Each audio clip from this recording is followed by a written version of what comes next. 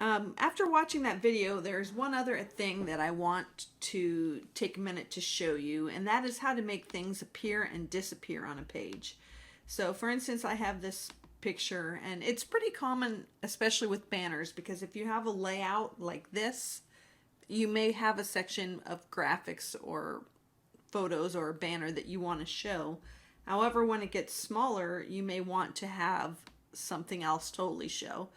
So let's see what's going on here. Let's take a look at this in Firefox. I may have had to refresh that.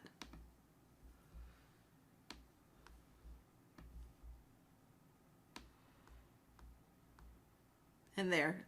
So after I got down to, I think it is 400 pixels or something, I have to look at my code, that image went away, and it's not scaling the image right now because it is a background image as opposed to actually being an image on the page.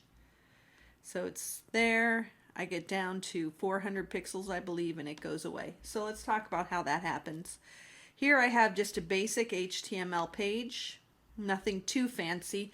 However, again, you always have to have this line of code, and that is discussed in the other movie. So you need to put that in there. And I am linked to a style sheet. So let's take a look at this style sheet. So in the style sheet, I have my basic information here. You can see that I had a width of 960 with margin 0 auto, which got that centered on my page. And then header, background image. And I also created this thing called mobile header and header. And you can see here that if you go back to my HTML code, the header is just the background image of the two girls sitting on the rock by the lake.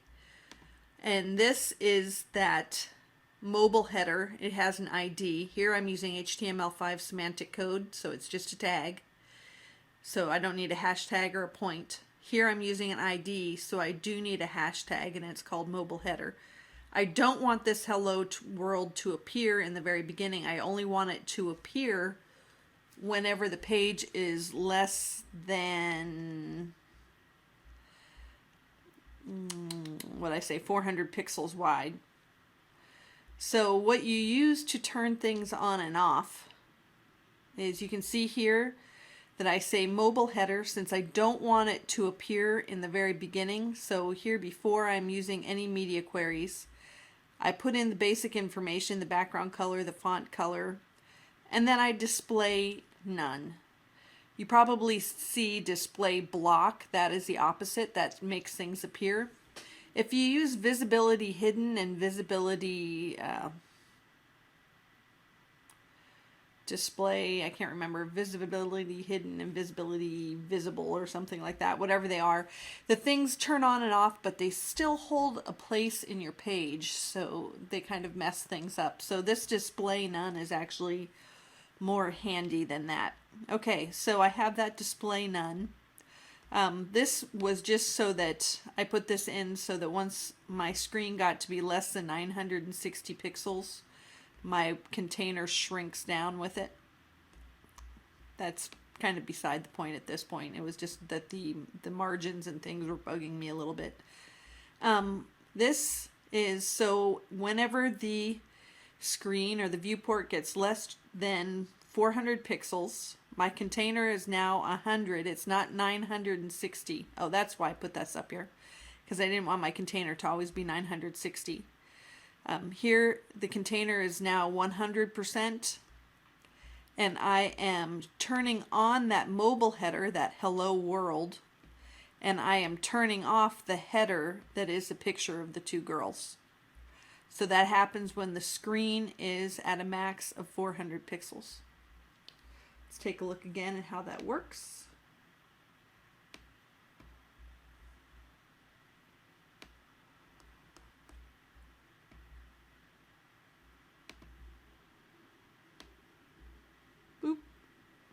So that's pretty handy. There's a couple other things I want to show you right here. Now that hopefully you're getting into Dreamweaver. If you're not using Dreamweaver, then you don't need to really pay attention to this. But let's go back in, and I want to show you some of the cool things that Dreamweaver does. Let's say here that I leave off a quotation mark. Watch this little guy down here. Right now this is telling me there's no errors in my code. Let's say I leave off a quotation mark. First, notice that everything changes in color, and brackets does that also.